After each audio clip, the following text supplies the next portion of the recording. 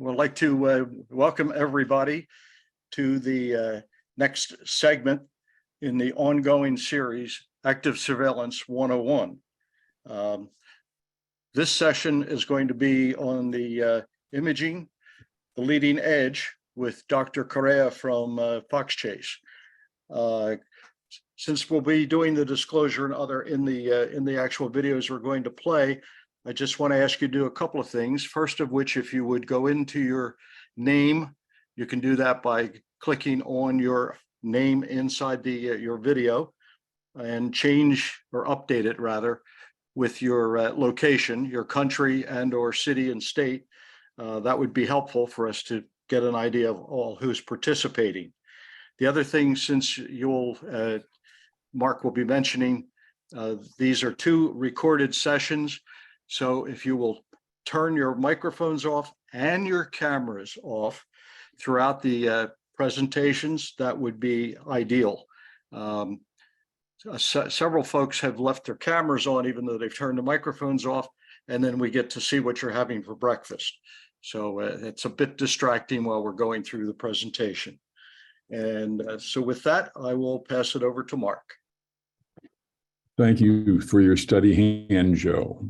And thank you all for coming today. A number of you emailed questions, and we tried our best to incorporate all the questions that you sent in to us.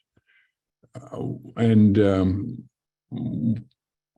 want to touch on a topic that we are not that comfortable touching on, but this has to do with fundraising, and that's not our strength. None of us on the board are very astute at fundraising, but we appreciate those of you who have recognized the importance of this work, and so thank you for making those donations. And I wanted to remind you too about the qualified charitable deductions. Anytime that you are donated to any nonprofit, whether it's ASPI or whatever your favorite nonprofit, if you have IRAs, you should be considering using the qualified charitable deduction, because you will not pay the taxes then. You avoid having to pay taxes on your required minimum distribution. And you at the age of 72, you're going to begin to get them, and so you'll have to deal with this issue. Joe mentioned that this is a webinar with Dr. Correa, and it's probably the most thorough webinar I have ever seen on imaging, and it's long, and so we hope you'll stick around, but it's going to be recorded. I mean, it'll be on our website in any event, but it's so long that we decided we'd take a break after the first part of the video. And I have to say about Dr. Correa, he's not only dedicated his time for this initial video, but we also asked him to come back then for a question and answer, and we had solicited the questions from you, and we asked him the questions that were sent in to us. But Dr. Correa is not just a consummate urologist, but he is also a compassionate listener, and that's really what I seek, and I think all of us seek in our relationship with the urologist.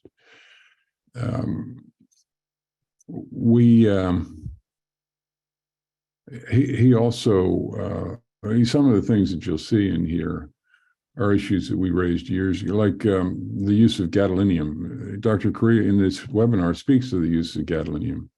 And, we now know that gadolinium, it used to be that we were led to believe that it got out of the system right away after you drank two quarts of water. Well, it doesn't. It crosses the blood-brain barrier. So he'll speak about that too. And many other things. That's not the most salient part, but I just mentioned that in passing. By the way, our upcoming webinar is about BPH and urination. That'll be in June, on June 24th. And we had an excellent one about a year ago with Dr. Kaplan, which I would recommend to you if you have any urination issues. But the technology here is unfolding, so I decided that we should update you. And, you know, for me, this issue of urination has subsumed any concern that I have about prostate cancer. I was diagnosed 18 years ago with prostate cancer, and I pretty much settled into the prostate cancer thing. But boy, the BPH thing and urination, that's a real headache. I mean, the urgency will come on, toe curling urgency, and if you don't find a bathroom within 10 minutes, you could be in trouble. So this should be an interesting webinar. And two, by the way, we'll have a panel of patients. If any of you have any solutions, or you would even want to consider being on the panel, I'll put my email address in the chat box, and you can send me an email. So because of the length of this, we're going to have a very brief intermission after the initial video runs, and then if you can stick around if you want, we'll chat. Maybe we'll talk some more about whether you do PSAs over the age of 70 or not. And you know, I wanted to remind you too that you know, we're just not about trying to get you to think about active surveillance, but our real important mission is to preserve your quality of life, reduce your anxiety, and we hope we're doing that. And, you know, I've reached a level of peaceful vigilance with prostate cancer. I don't worry about it. I don't have anxiety about it. And we hope that with this work, you know, anxiety doesn't serve us. What happens is it contaminates those around us. And so the more peaceful vigilance that we can find, the more peace we create around us. And so that's all part of our mission. Anyway, with that, I would like to introduce my friend and my urologist, Dr. Correa. Roll it, Bill. Thank you.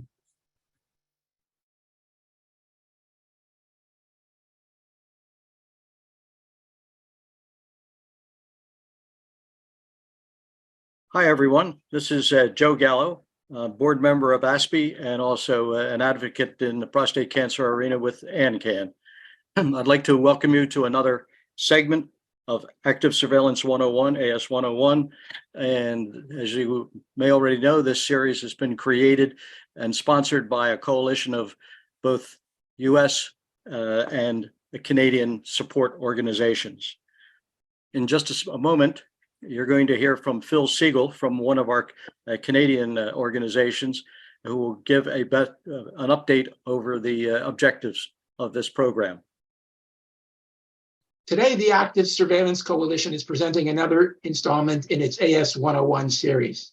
The Active Surveillance Coalition is comprised of ASPE, the Active Surveillance Group within ANCAN, Howard Walensky and the Active Surveiller, Prostate Cancer Support Canada, and most importantly, PCRI, who help in filming and editing these webinars.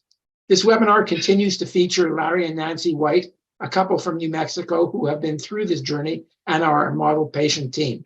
They are visiting Dr. Andres Correa, a urologic oncologist at the Fox Chase Center in Philadelphia. This webinar is focused on the role of imaging, multi-parametric MRI, and microultrasound in relation to active surveillance.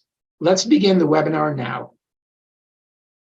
Good morning. I'm Mark Lichty, and I'm chair of Active Surveillance Patients International. And for those of you on the active surveillance journey, you will find that this is one of the greatest gifts of your life.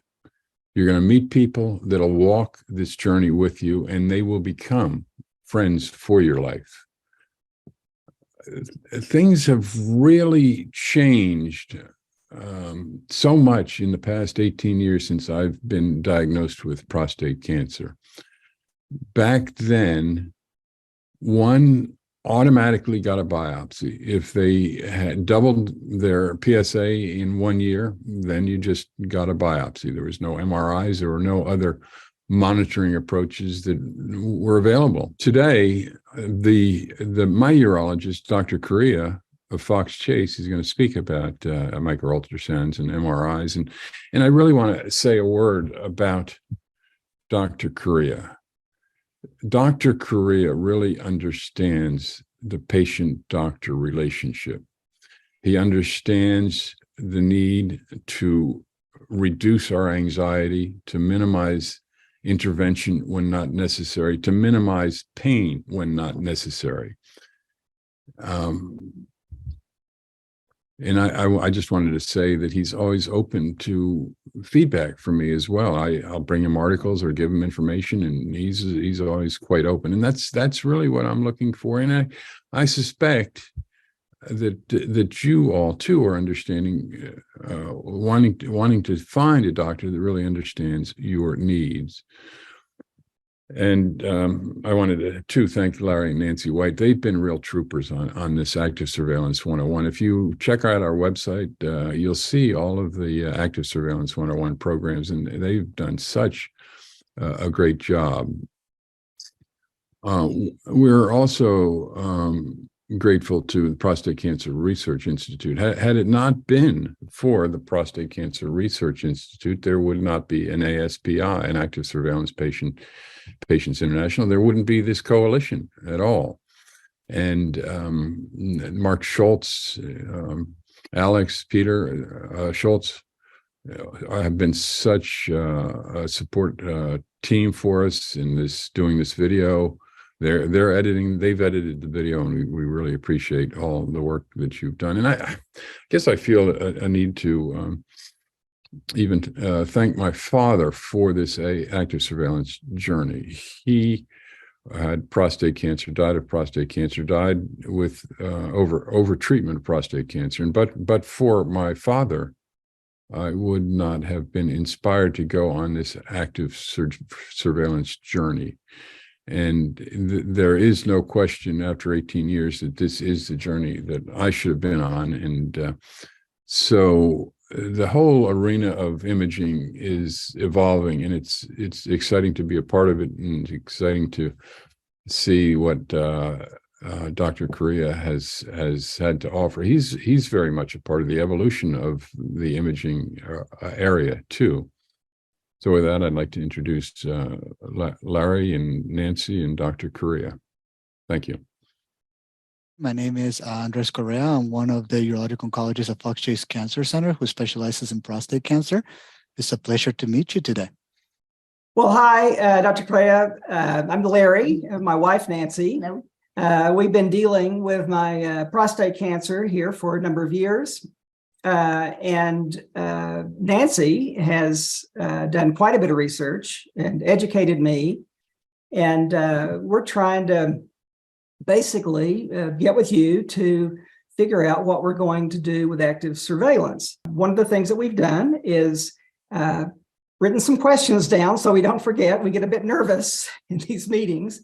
And the other thing, would wonder if you would mind us to record the session so when we leave here, we're able to remember what you said and such. Would that be okay? 100%. Okay, great. What we've decided is to continue with active surveillance after I was diagnosed with prostate cancer. I had a PSA of 6, followed by MRI-guided transperineal biopsy. I had a Gleason score of 3+3, and that was verified by 2 independent pathologists. I've also had a BRCA testing, which is negative, and we also had genomics testing, which were favorable. So based on all the information we've learned, based on my testing, we decided that active surveillance was probably a good course of action. But I will tell you that in the back of my mind, I do have a concern that since we didn't biopsy the entire prostate, that there could be some more severe cancerous cells that weren't found, and that we may miss it with the active surveillance.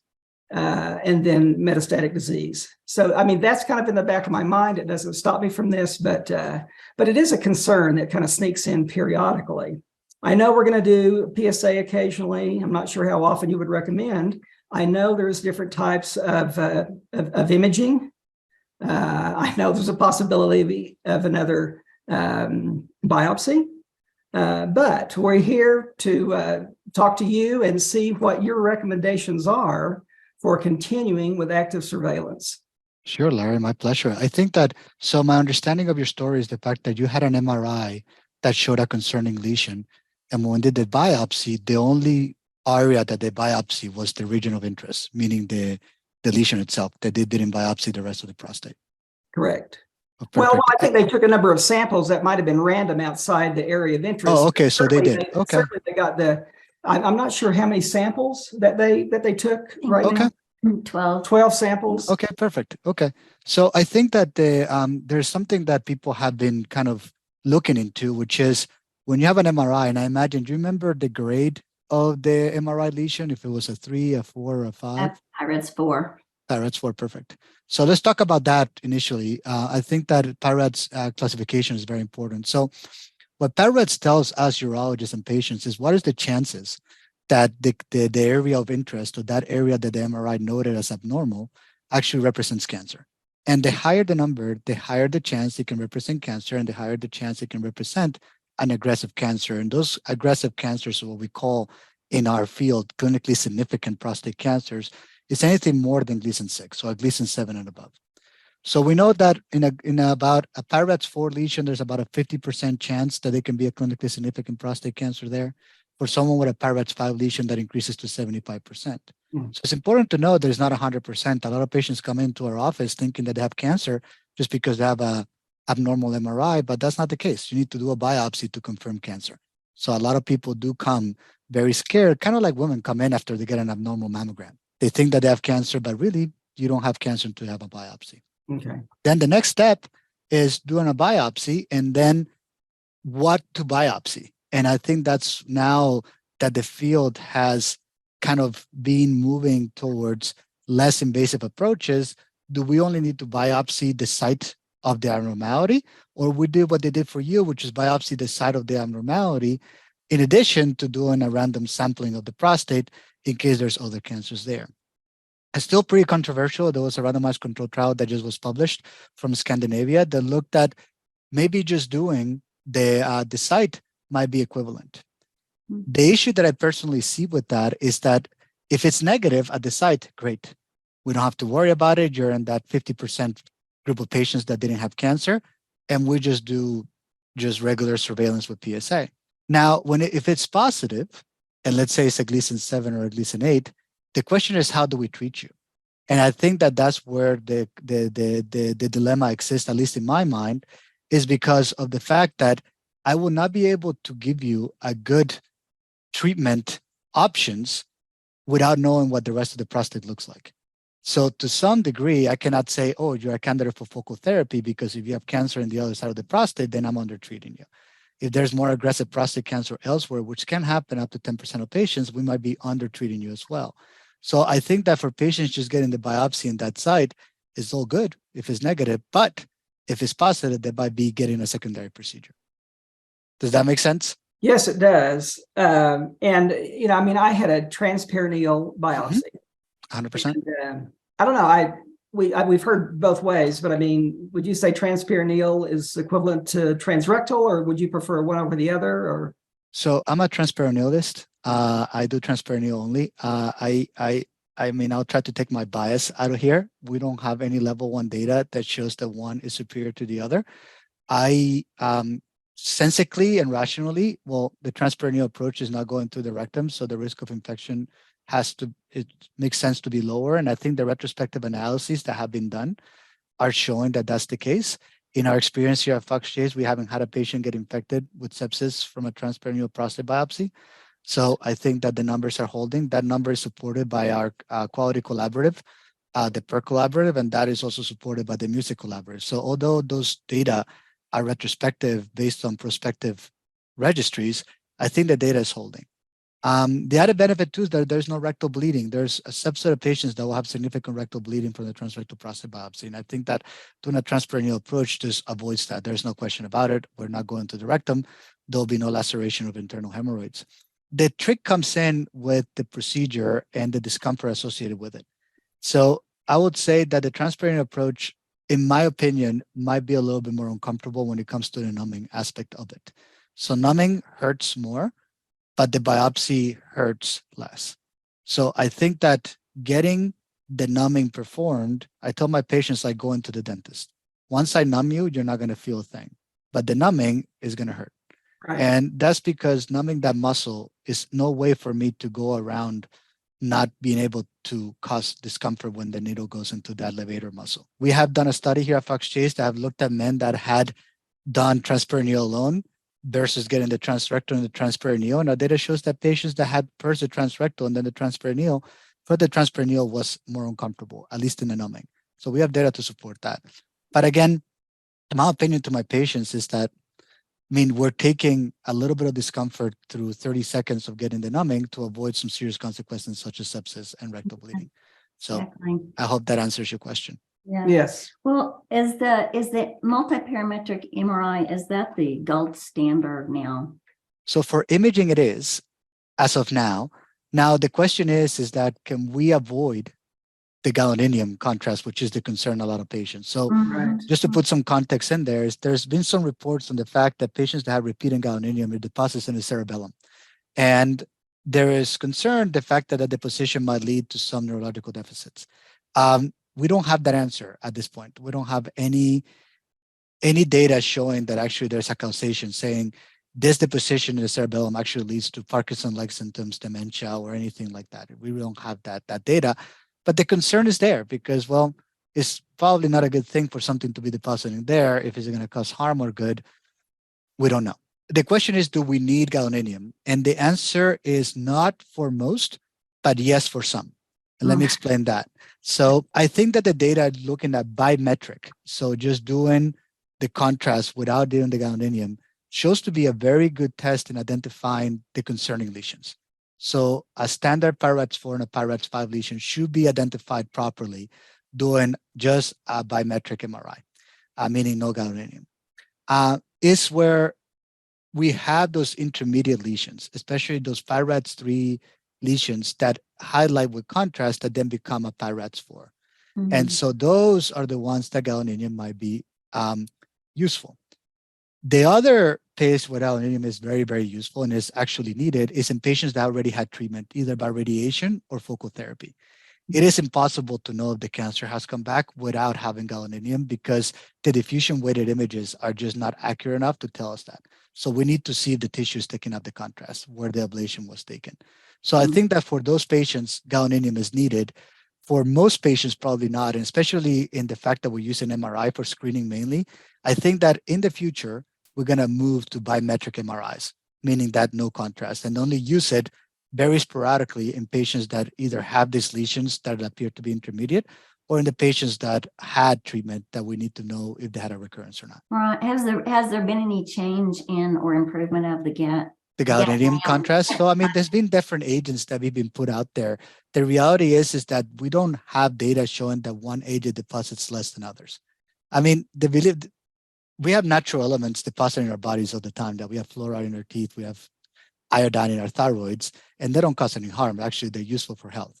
So, I mean, I think that it's not a bad idea to not use something that is not needed. I think that's where the field is moving. If you don't need it to do the diagnosis, why use it? You know what I mean? Right, exactly. And there are people that need reactions. And I think that there are patients that had renal dysfunction, especially people in dialysis, that you cannot use gadolinium because of the potential toxicity.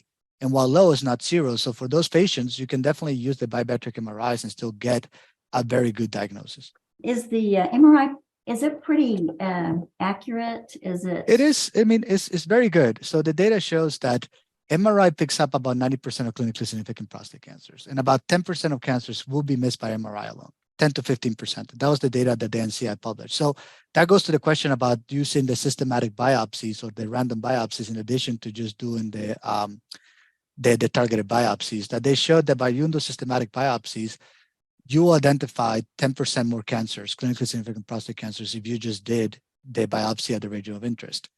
Now, to my patients that have a negative MRI, I tell them that we still have to check PSA screening. I cannot just tell you you're done.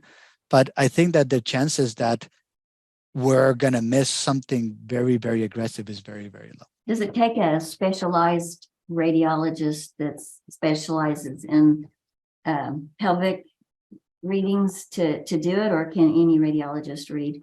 I mean, I think it's helpful. I think that we're very lucky here at Fox Chase that we have abdominal radiologists that are very comfortable with MRI readings of the prostate. But the reality is that when MRI was first introduced circa mid 2000s, and when it really started getting used in the early 2010s, I think that yes, there were very few people that felt very comfortable doing it. Also, it was an invasive procedure. I mean, when we had the 1.5 Tesla magnets, you had to put an endorectal coil, and a lot of places didn't feel comfortable with that. Now, with the fact that we can use 3T without endorectal coil, and the fact that 3T machines are becoming more ubiquitous within the US, and the fact that now radiologists and the MRI imaging is becoming more ubiquitous within resident training programs, I'm hoping that more just standard radiologists should be able to give you a good reading. So, but yes, I think that getting a second opinion by an abdominal radiologist at an academic institution is always helpful.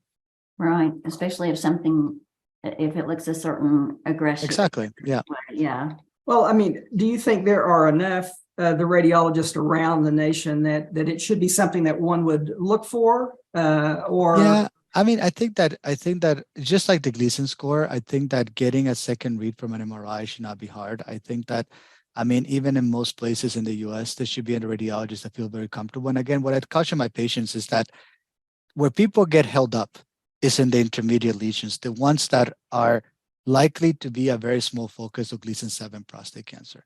The ones that really can hurt you, like a Gleason 9, a Gleason 10, a Gleason 8 large volume, any radiologist should pick that up. I mean, I as a urologist can see that most of the time, you know what I mean? Mm-hmm. And so, I mean, to be honest, I mean, I think that those aggressive lesions, I think nobody should be traveling to New York City from like somewhere in Idaho just to get an MRI done. I think that something aggressive should be able to be picked up just by regular radiologists. Right. Now, when it comes to those, as Nancy said, those kind of intermediate lesions, that's where the expertise really comes into play. So I mean, we think that it's important to get perhaps a second opinion on the pathology slides of the biopsy. Do we think that there should be a second opinion on the MRI? I mean, I think it depends on the urologist. I think the urologist should be able to read the MRI themselves. And I think that as much as we focus on radiologists being able to read them, I think we as a field also need to take the onus and be able to read our own scans. And so again, like any scan, we have kidney cancer scans. Your urologist should be looking at a kidney mass and figure out how concerning it is for kidney cancer.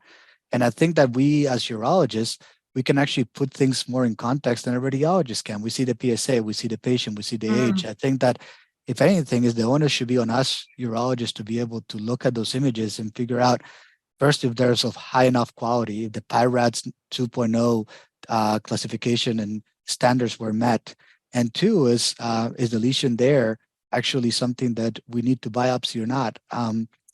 Where I'm personally moving forward to is the fact that I think that not all PIRADS 4 lesions need to be biopsied. Again, Larry, I can argue that your PIRADS 4 lesion that was a Gleason 6 potentially can go and go undiagnosed, and you will not be going through all this anxiety about you having prostate cancer. I think that if you look at the Precision trial and you look at all the non-diagnostic biopsies and the ones that found Gleason 6 prostate cancer, about 60% of patients could have avoided a biopsy. And how do we do that? I mean, we can use lesion size, we can use a PSA density, and that's kind of the research that I'm doing right now at Fox Chase, is figuring out actually who needs those biopsies, because I think MRI has the potential to really reduce the amount of interventions we're doing on patients. Without a PIRADS 5 on that particular MRI, I might have avoided it. I mean, a PIRADS 5 is a little bit challenging. A PIRADS 4, I think that would have been different. So if you have a small PIRADS 4 lesion, I think that if it's less than a centimeter, especially those that are less than like 5 millimeters,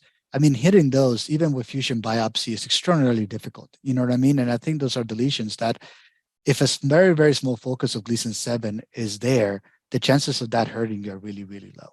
And we know that because we have now randomized controlled trial data during that 15 years, there's no difference in survival. So I think that we as urologists need to be cognizant of that. So I think that we are becoming very comfortable not biopsying patients with PIRADS 1s and 2s. PIRADS 3s, people still biopsy a lot. I tend to be less aggressive about those, especially if they have a good, reasonable PSA density. And now I'm moving to actually being less aggressive with PIRADS 4s, especially if the lesion is small in size and the PSA density is reassuring. You just follow them on imaging.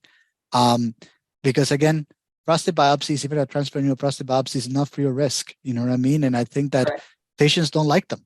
Patients don't want to have them. And I think that in some degree, I'm fearful that a lot of patients actually don't come to the urologist because they don't want them. And they're like, it's better not to even have to be told that I might need one. And so if we can get that a little bit more towards where we really, really need it and it's indicated rather than just do it for anybody with an X lesion, I think is what we should be forward to. I see. Well, you mentioned fusion, a fusion MRI. How does that work? So a fusion MRI in theory in general is an MRI that uses the findings of the MRI, a biopsy that uses the findings of the MRI to be able to guide the biopsy. Okay. And so there's been a ton of systems that we put out of there. You probably heard the Artemis, the UroNav, the Coelis system. I mean, every single company now has some type of fusion system. And what they do is they try to identify the lesion in the prostate and they merge that within the ultrasound image so that lesion can be targeted. That's what we call true fusion. There's another thing that is cognitive biopsy, cognitive fusion or cognitive targeted biopsy. And that's something that is becoming a lot more popular now with transperineal prostate biopsies because doing a cognitive targeted biopsy is a lot easier when you're doing a transperineal approach than doing it through a transrectal approach. And that's because your needle is traveling completely perpendicular to the prostate, actually parallel to the prostate. So it's easier for you to, in your mind, see where the lesion is and see where the needle is going. When you have a transrectal approach, your needle is orthogonal. So your needle is shooting at an angle. And so now you're, instead of looking at a YX axis, you're looking at a YC axis and trying to do kind of cognitive targeted biopsies transrectally is very, very difficult. And that's why most people use fusions for those. You might be seeing a lot of patients doing targeted transperineal biopsies that are transitioning to the targeted approach because the data have shown that a targeted approach is is almost comparable to a true fusion biopsy.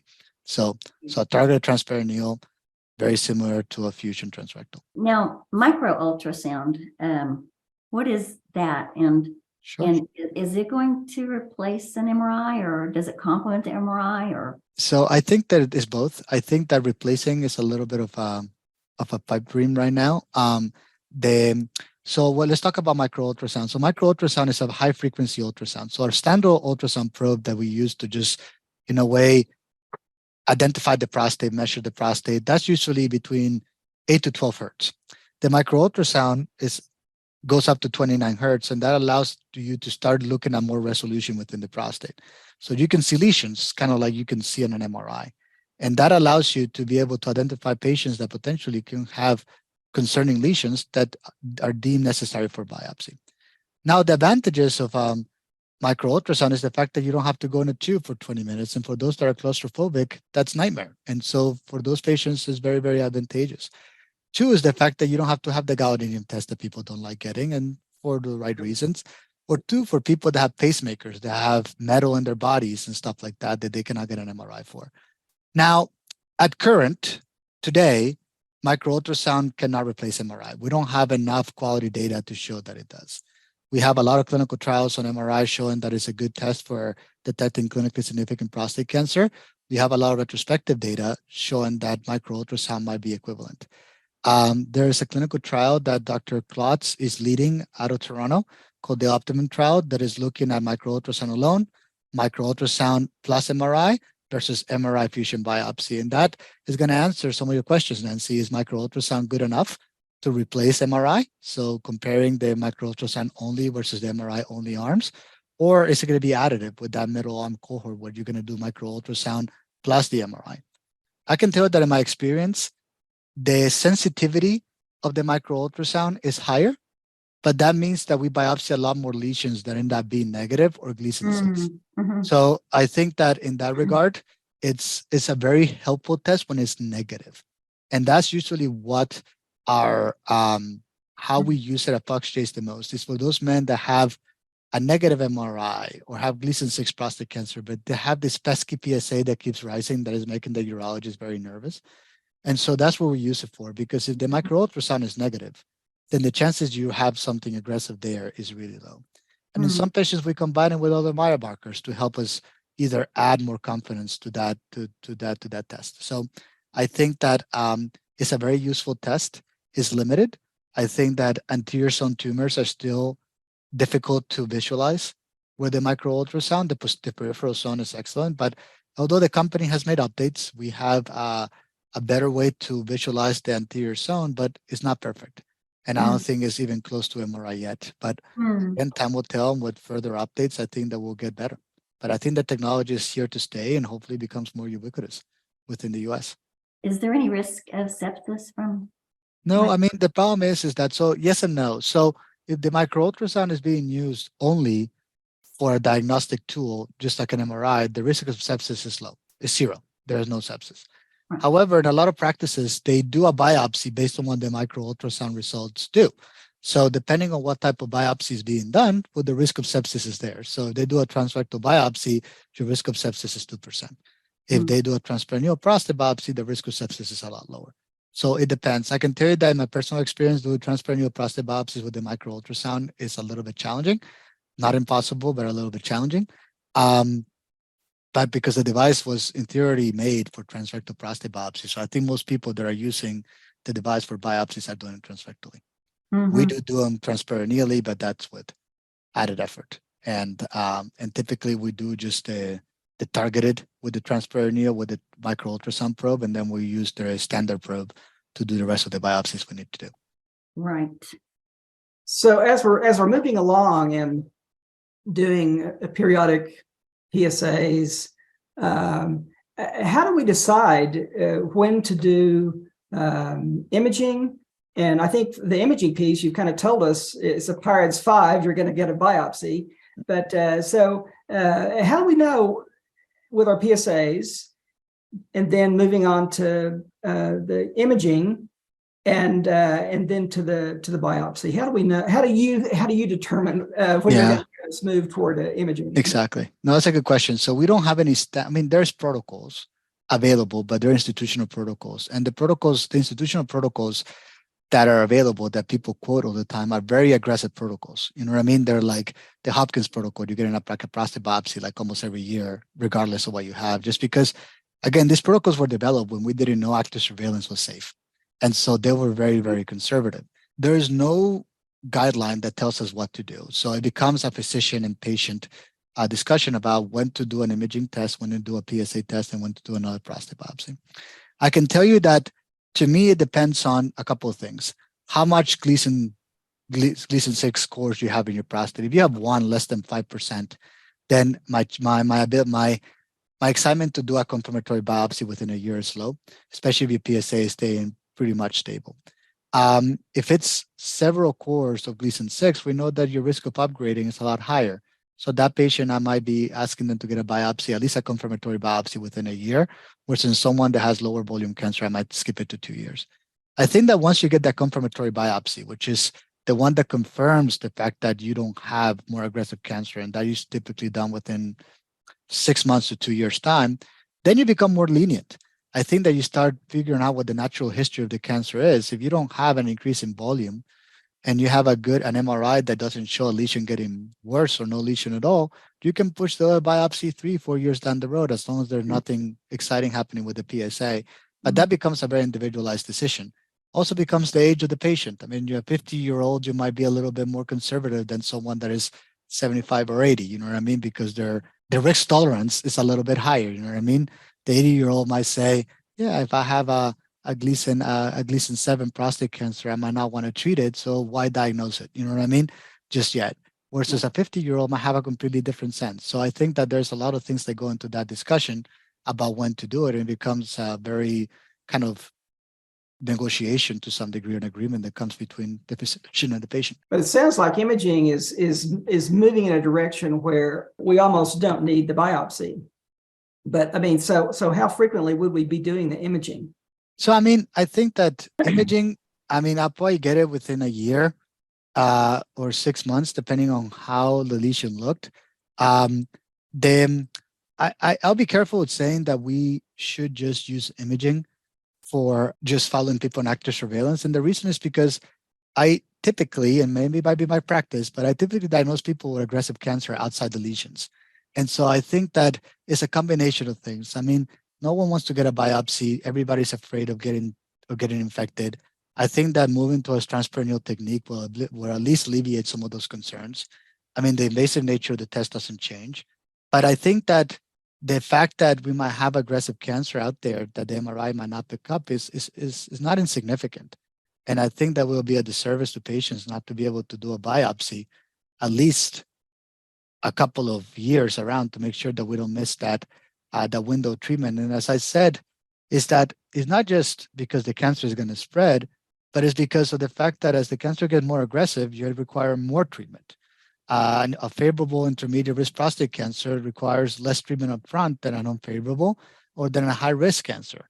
And so I think that for patients that matters. I mean, it matters if you're going to get no hormones versus 6 months of hormones versus 2 years of hormones. And that's something that might impact someone's decision.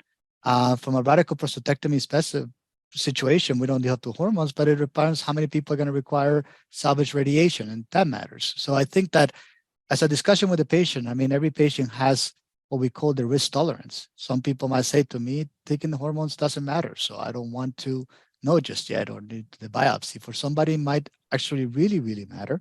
So you want to make sure that that person, we do biopsies before that happens. And so I think that everybody's different. And I think you have to make an individualized surveillance plan for each individual person. I think that we cannot put everybody in a box.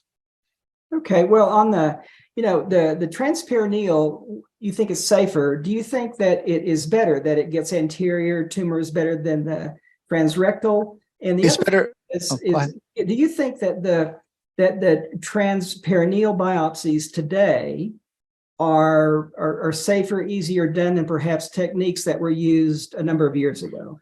So I mean, there's a couple of misconceptions. So people thought, if everybody thinks transperineal, they think about like a grid biopsy or what we call the saturation biopsy, where people used to get like kind of like what they when they used to get like every 5 millimeter biopsies in patients. And so I think that those biopsies we don't do in the office. Those biopsies are not what we do when we do a transperineal prostate biopsy. I'm not taking any more cores than someone is taking when they do a transrectal biopsy. I'm taking 12 cores plus 2 to 3 cores at each region of interest where the MRI shows. The risk of urinary retention, which was the concern with the saturation biopsies, is the same with just a standard 12 core and region of interest, just as a transrectal approach. We have not seen an increased risk of urinary retention with that approach. Yes, it's a lot easier to sample the anterior zone. You don't have to go through the urethra. You can avoid it altogether. And I think allows you to get that needle higher and get better sampling up there. So I think that the main issue for the adoption, I think, is not the complications. I think it's just physicians not wanting to change or learn a new technique just because they're comfortable with the way they're doing things. And to be honest, and to give them an idea, I mean, the data to date, at least in the infection side of things, doesn't show superiority. So we have clinical trials ongoing. Hopefully the European trial will report soon. We have a clinical trial that has been funded by Correa that we're part of here in the US that hopefully will report in the next couple of years. But I think that that's what we need to get to move the needle. Some strong level 1 evidence data that shows to people that it really does make a difference. I personally think it does, but I'm a very biased person to ask. Right. Do you think the technique today doing it is different or superior to the techniques that were used a number of years? 100%. Okay. I don't think that, I mean, the technology hasn't changed. I think the technique has been adapted to do this routinely, where in the past was done for very extreme circumstances. Mm-hmm.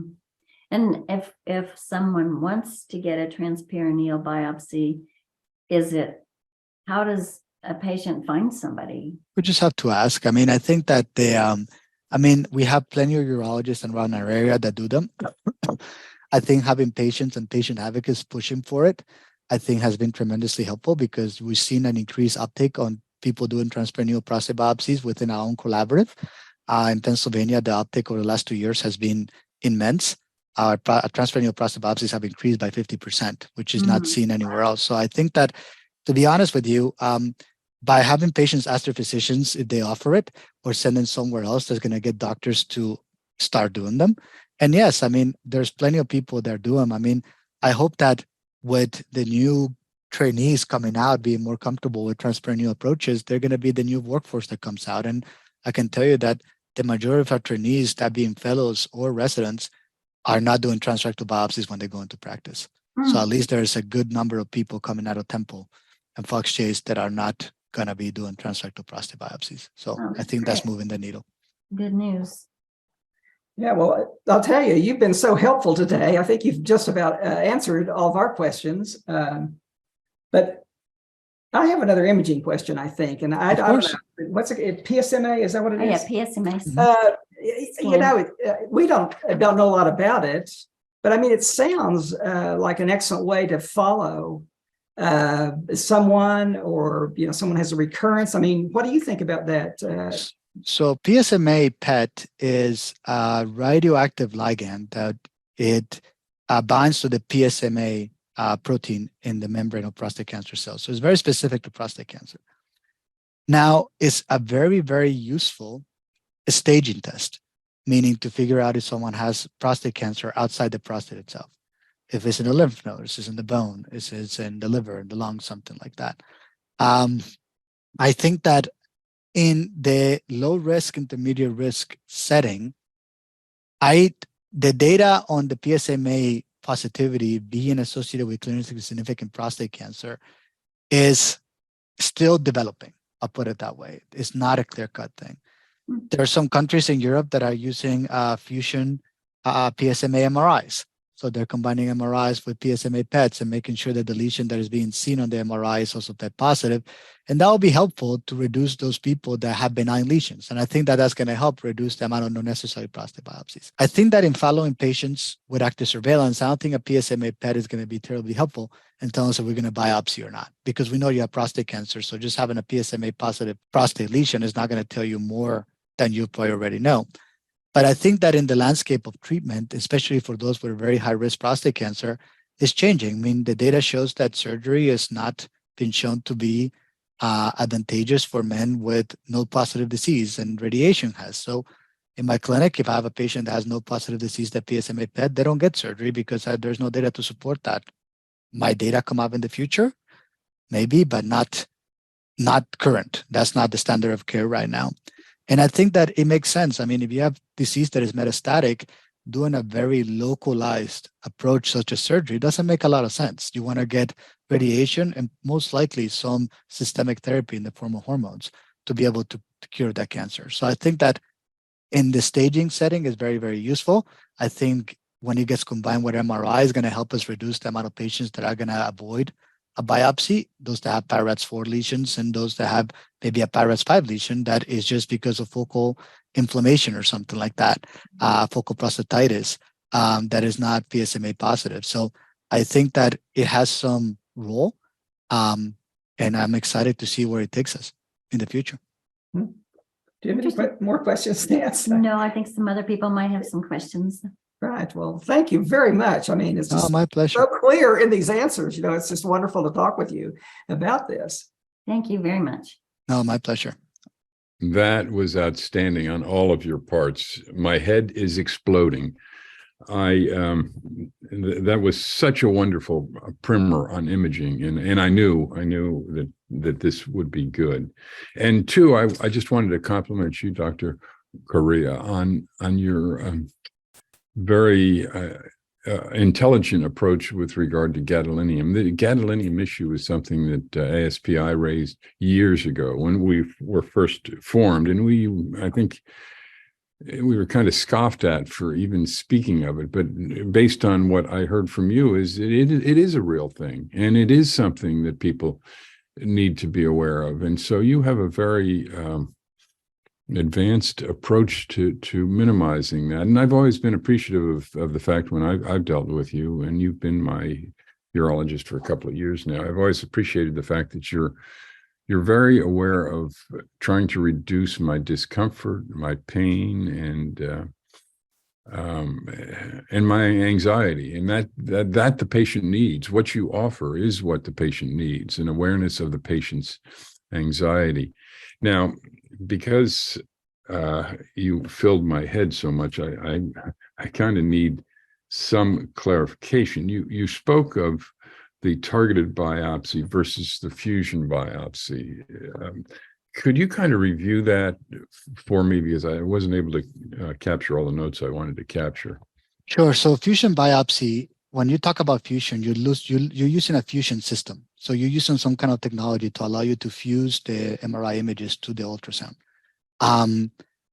That typically is something that was introduced. So I'm talking about Artemis, Euronav, Coelis. I think BK has its own system, and everybody's a little bit different, but they'll do the same thing, which is bring the information from the MRI to the ultrasound so you can be at least as accurate as you can possibly be in getting that lesion. Now, when people were, these fusion systems were expensive and are expensive, and when MRI started coming into play, people are asking, can I just kind of in a way, just look at the MRI, look at the ultrasound, and kind of fuse the images in my mind, do what we call cognitive. So the urologists are kind of doing the fusion themselves. For a transrectal approach, that's very, very challenging because your needle is traveling in 3 different directions. It's traveling in an angle. So for you to guess that you have this lesion here, but your needle is going from here, you have to guess when you have to shoot the needle so it hits it that way. And that's where the fusion system becomes very helpful. When you transperineal, your needle is shooting completely parallel to your prostate.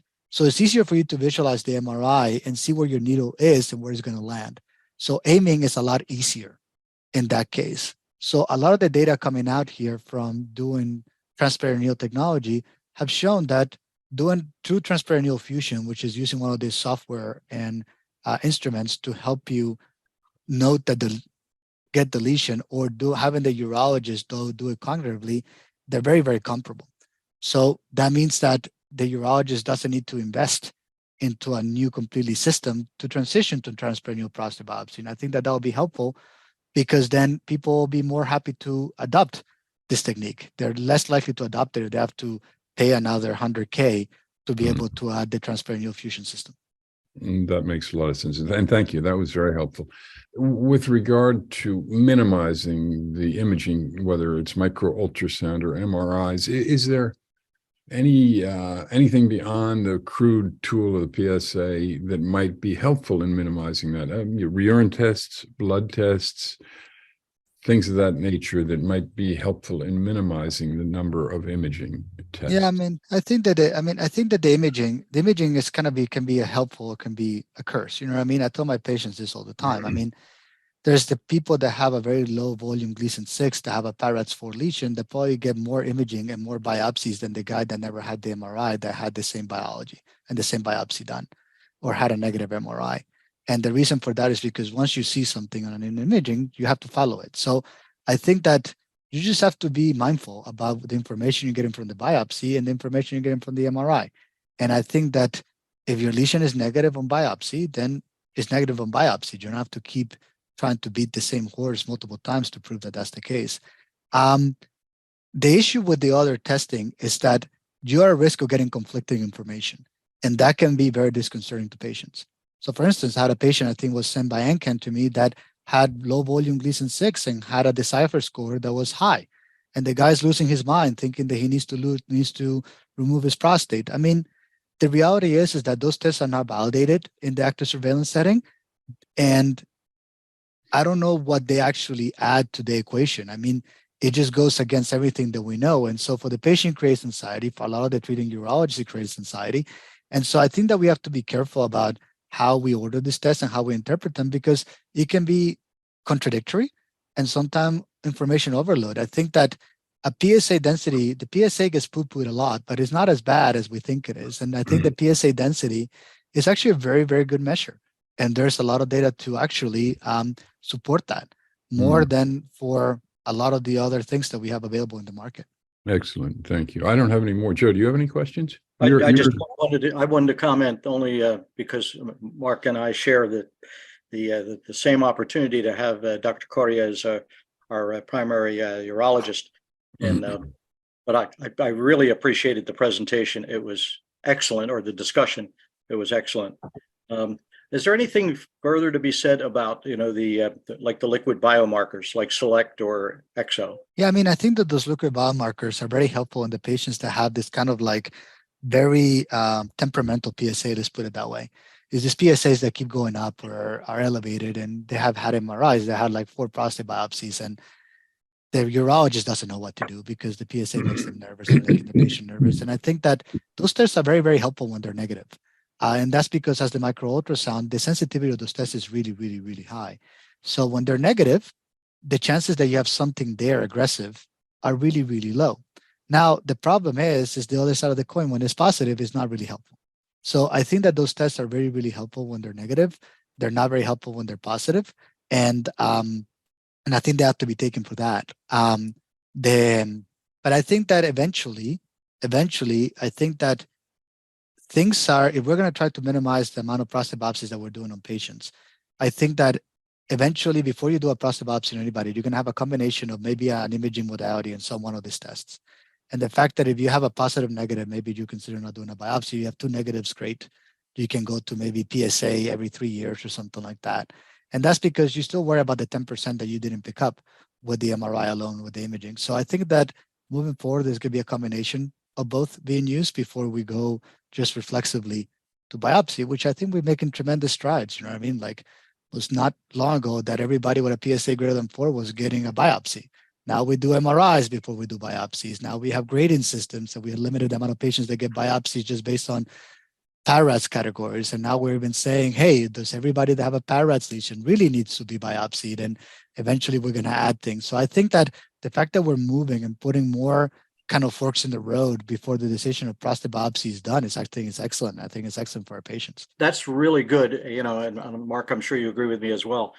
Part of what we're trying to do within this program, and we'll be talking more about it, is to help the recently or the long-term diagnosed active surveillance patient to be able to select the right technologies, but at the same time to avoid the unnecessary, and biopsy is one of the ones that everybody, I think the medical community as well as the patient, would like to avoid unnecessary biopsies. 100% agree. I think that we can avoid doing prostate biopsies. And again, I think that there's a significant number of patients that don't need them. I think that hopefully we'll get to a place where everybody feels comfortable. And I think that the results of PROTECT are really, because you put that into context. I mean, 15 years is a long time. And the fact that there was no increase in death in between the observation versus the treatment the cohorts gives me a lot of pause in what am I doing in my prostate cancer practice. And I think that a lot more people with Gleason 7 prostate cancer are going to be watched. I hope so. I have to thank you all. This has been outstanding. And, I think Dr. Correa, that ASPI is not only about trying to reduce the overtreatment, but also to help men not have the anxiety, the unnecessary anxiety. And I think your style is what we need to see more of in terms of helping the patient reduce anxiety. So we really appreciate that. So thank you all, Nancy and Larry. Thank you. Great question. I'd also like to thank, from the point of view of both the ANCAN group, which is part of the coalition with ASPI, and I'm a participant in both, as well as the Canadian support organizations. So I thought I knew a lot about the topic, and I think I learned a lot more again today. So thank you very much. You have all done such a wonderful job in informing us, helping us, guiding us, hopefully reducing our anxiety in this journey. As I said, there's so much unnecessary anxiety in this journey. And I think the work that Dr. Correa is doing, and the work Nancy, you and Larry are doing, it all helps us not only to avoid overtreatment, but also to reduce our anxiety, which in its own way can be as damaging as all of the overtreatment. So thank you, thank you, thank you.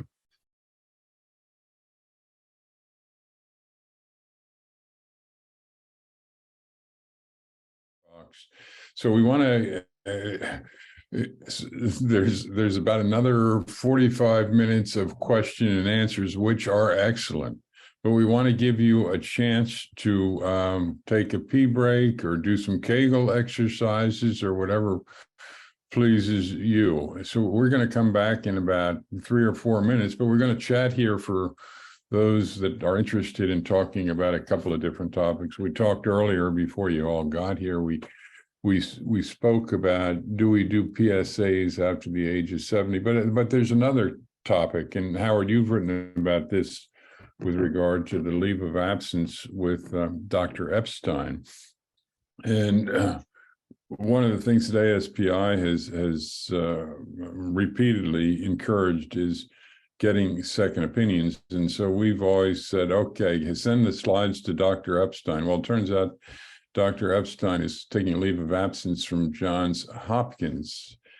So funny enough, Mark and I were talking a couple of weeks back about the dependence we've had on Dr. Epstein, and we had him on a program just last month, and he just seemed fine. So we don't know what's going on in his personal life or anything like that, but we've been in touch with his office, and they say that 3 pathologists that he trained will be picking up his work at Johns Hopkins. So, and I think there's actually some people in the audience today, like Howie T, and I think Greg, have been recent Epstein wannabes, and discovered last week that Epstein was not available.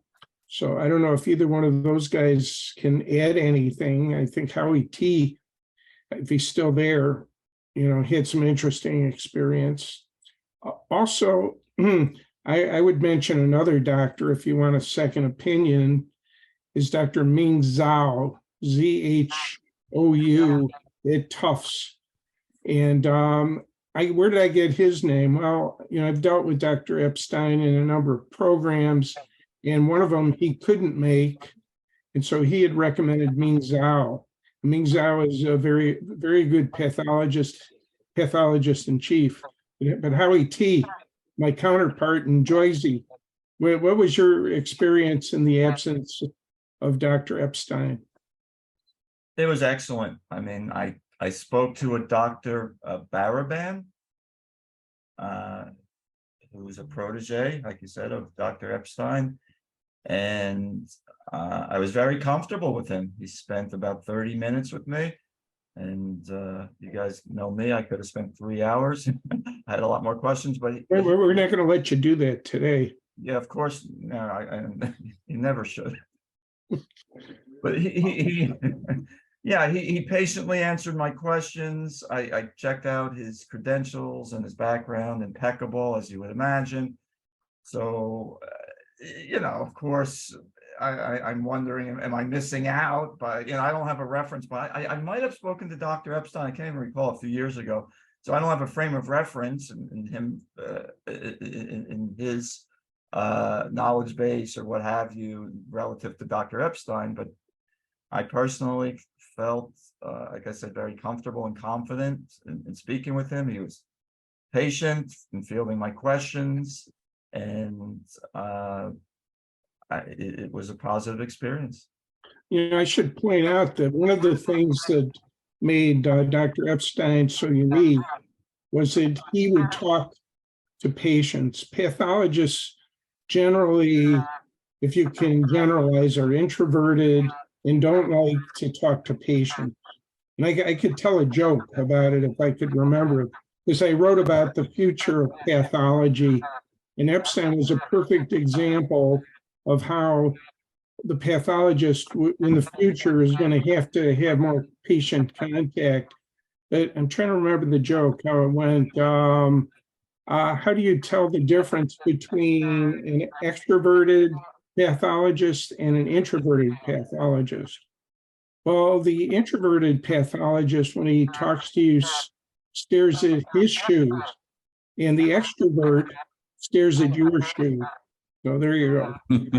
I just, I was thinking, of course, it's just my luck that Dr. Epstein decided to take a leave. Maybe he heard I was coming his way. It's like, oh my God, I can't handle this. Well, I Time for warned a him break. about you. I did Well- tell him about you. So Maybe I can't blame him, but I don't know. I mean, he reminded me of my cousin's an economist, and the joke about that is that he was too boring to become an accountant. So I don't same know. joke. Yeah, exactly. Yeah. So, but no, I'm thank you. gonna add. We'll do the humor seminar next time around. But anyway, somebody mentioned in the chat here too. I remember when I used to go to Prostate Cancer Research Institute out in California, which I highly recommend. That's Dr. Schultz there really led the way on active surveillance, wrote some very good books about active surveillance, but they used to mention Bostwick Labs as the leading pathologist. And Well, there's so some I don't know what happened controversy. to them. They're not mentioned as much, but that's No, certainly. there's some personal controversy involving Dr. Bostwick, which I don't think we need to get into. Right. Howie Okay. T also saw Bostwick at some point, I think. Yeah, the last 2 years, my urologist had sent my slides to Bostwick for second opinion. And ironically, yes, so I had a downgrade when it got to Dr. Epstein's lab from Bostwick, fairly significant. And again, this is a whole different discussion and how I don't quite get it. But so, and I wasn't aware of the issues with the Bostwick lab or what have you until you guys brought it to my attention. And we don't have to get into it, but yeah. So I'm more comfortable with Epstein's lab at this juncture. And like I said, I'll reiterate again, speaking to his protege there was fantastic. So, Well, I put a note in that I got from his office, which actually lists the name of the doctor and 2 other doctors there. So, Mark, is there something? Well, we should get back. We've given people a chance to go pee, so we should go back and do the question and answer session. Bill, can you roll it, please? I just wanted to thank you for your understanding of the importance of shared decision-making in the patient relationship, patient-doctor relationship. I haven't seen it at your level before, and so that's appreciated. So let's kick off with some questions. I had a couple of questions, and I'm going to pass this off. You had mentioned your minimal use of gadolinium, and I was very impressed with that. Actually, from the start, ASPI has been concerned about the use of gadolinium because it wasn't until fairly recently that we figured out that it crossed the blood-brain barrier. That was sort of hidden. It wasn't really public knowledge that it did, but it apparently indeed does. And there was one study where it actually dwells in the brain for up to 9 years. And so I appreciate your understanding of that. Now, you did touch on the use of gadolinium and in your talk. Now, I had read about some alternatives like Gadavist and some other ones, but I think in your talk you said that there wasn't any good data on that. Some of these other ones I thought, now I don't know, but I thought had a little bit less heavy metals or a little bit less possible side effects. Do you know of anything that's better than gadolinium or not? No, I mean, at the time, I mean, gadolinium is gadolinium. That's what we need to use to be able to see contrast on MRIs. I think that, I mean, we have not yet found any significant link with gadolinium deposition in the brain and having a medical condition. There's been associations that it might lead to Parkinsonian symptoms just because of where it's deposited in the basal ganglia and in the cerebellum. But the reality is that there's been no causation but there is caution just because it's there. So I think that at this point, I don't think we have enough data to say that gallidium is causing symptoms to even say that there is a better agent to prevent symptoms. I think that, as I said in the talk before, was the fact that I think that we just have to be more judicious with the use of it. I think that for screening MRIs, I think that we don't need gallidium routinely, and I think that there's clinical trials that are moving in that direction and data that suggests that we can do biparametric and still multiparametric MRI, and then use gallidium sparingly for those people that have intermediate lesions or those that have already had treatment that we're trying to see if there's a recurrence or not. But I think that the field is going to move not to identify other agents that don't go into the brain, but more or less try to use it more sparingly than right now that is used in all comers. Well, I know you and Fox Chase are on the leading edge of that, and I appreciate that. And and two, it was interesting for me that with regard, I had a PIRAD 3, and for those of you that are watching this, the PIRAD is a prostate imaging reporting and data system way of reporting on the MRI. It's called PIRADS. And I had a PIRAD 3, and they wanted to do a biopsy.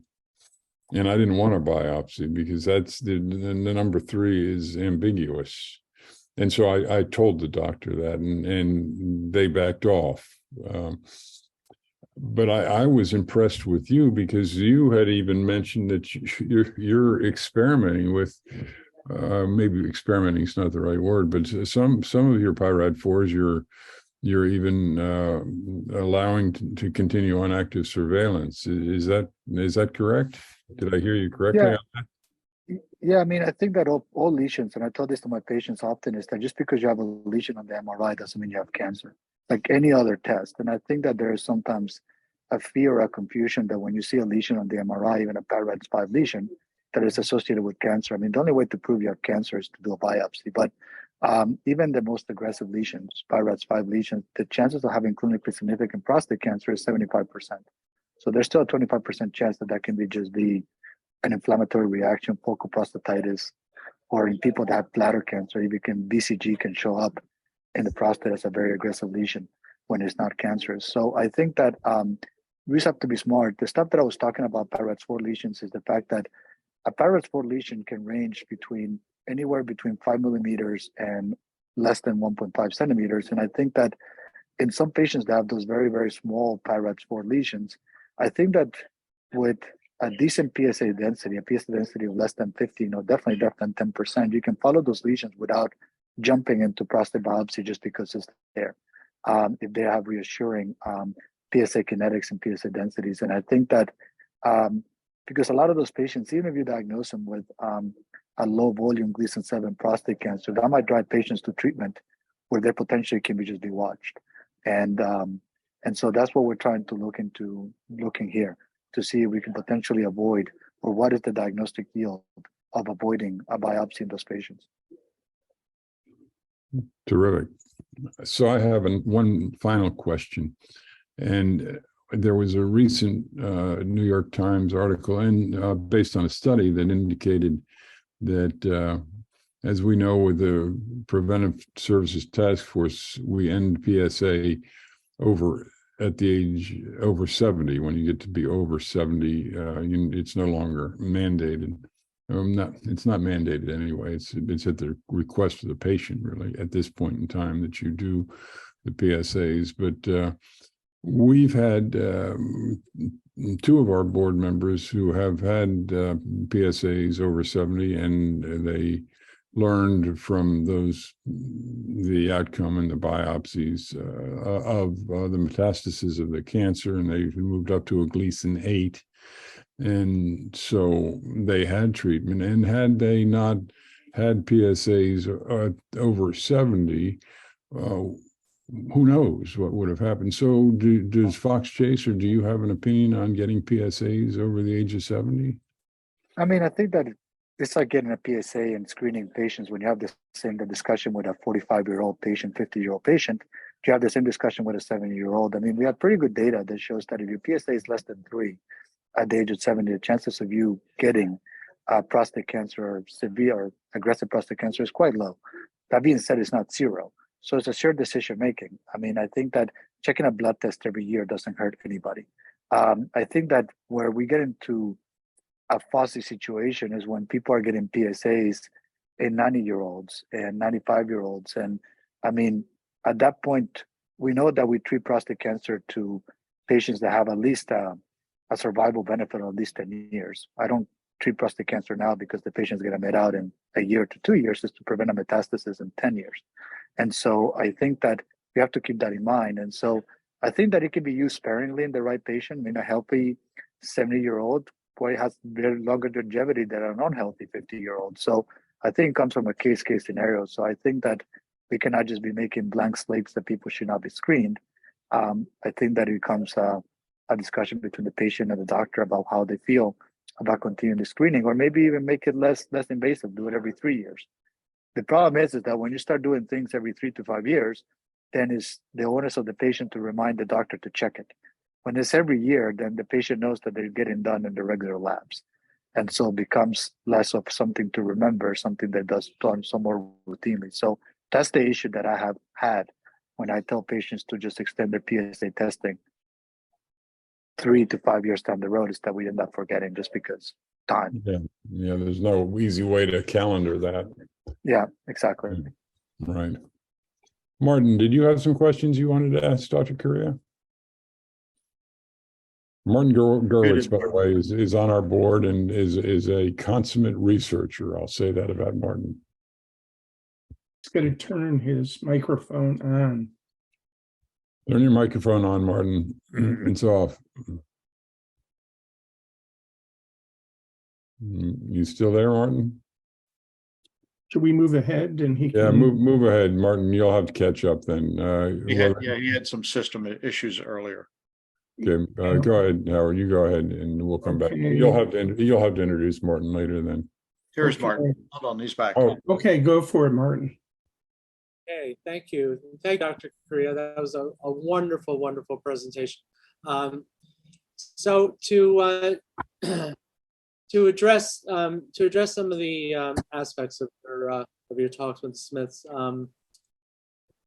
you at one point, I believe that you had talked about micro ultrasound as a standalone, and there are patients who know that that the micro ultrasound has been a developing technology, and there are patients who are wondering whether you feel that the updates that have been released satisfy the question of whether or not the anterior section is actually covered for men who have enlarged glands, because the understanding is that the manufacturers released updates to rectify that. So where are you on that in terms of using the micro ultrasound as a standalone? I mean, I think that the micro ultrasound is a standalone test. I think that it works. I mean, when we looked at the anterior zone of the prostate, I mean, we're looking at a very small subset of patients that only have cancer there. We're talking about that, and you look at patients that only have cancer the anterior zone of the prostate, you're looking at less than 10%. Now, there are patients that have both anterior zone and peripheral zone cancers that account for a little bit more than that. So I think that the technology is there and is viable, and I think as a point of care test is good, but it is limited. And I think that you bring a good point, that is limited in the fact that even with the update in very big prostates, it becomes still very challenging to visualize the peripheral zones. If you have a prostate gland that is greater than 90 grams, getting up there is hard, and I'll be able to visualize that properly. But I mean, not all, the number of patients with large prostates also decrease when you start getting to those sizes. So I think it works for most men. Now, I think that something that we have to make clear is that there's no data right now that supports, like, good data, level 1 data that says that MRI and micro ultrasound are equivalent. We have a lot of retrospective data that shows that they might be equivalent, but nothing to support it. So we have to wait into Klotz's trial, the Olympus trial results, in which he's looking at micro ultrasound plus MRI, and then just standard template alone, and see how beneficial that's going to be, and if it's actually going to be as equally as effective as MRI. So I'm looking forward to that data as it comes. At Fox Chase, we don't use microultrasound as a point of care test. And that's mainly because I think that probably 90% of our patients already come to us with an MRI. I think that for practices where MRI might be challenging to obtain or in patients that don't want it, I think it's a great technology. Thank you. Thanks very much. Okay, the next question is, because there are a lot of questions patients have regarding the transperineal biopsy, and you very eloquently talked about your opinion that your feeling, and you can correct me if I'm misquoting you, but you're feeling that the transperineal is more efficient. Would you? So my first parter is, would you tell patients that that transperineal is your best practice? And then following up on that, would you be referring to the freehand technique, precision point, differences, similarities, and then kind of going to what Joe had in terms of having the combined? Was that a microultrasound precision point? Was that microultrasound freehand, grid-based? So that's the second part. The third part, and if you want to stop me, and I can do the third part. Let me answer the first part and the second part, because I will forget the third part. I'm not very bright. So regarding the transperineal technique, I mean, I think that there was Badar presented his clinical trial at the AUA this year, and he showed that there was no difference between using transrectal versus transperineal and using ceftriaxone alone prophylaxis, so augmented prophylaxis. To me, a lot of people have taken the data and said that transperineal is not the way to go. I like to push back in two ways. One way is the fact that we don't use fluoroquinolones for the reason that we gather resistance, and so might not be now, but in 10 years, we might be doing the same thing with ceftriaxone. And we know that from our infectious disease doctors that we have in a pandemic with resistant bugs, and we remain the sole diagnostic procedure that requires IV antibiotics to be done. And so I think that from a public health perspective and from an antibiotic stewardship perspective, when you don't need to use antibiotics, especially big antibiotics like third generation cephalosporins, I think that it's a win. So that's from the infection side effects. I don't have to use antibiotics when you do transperineal prostate biopsy.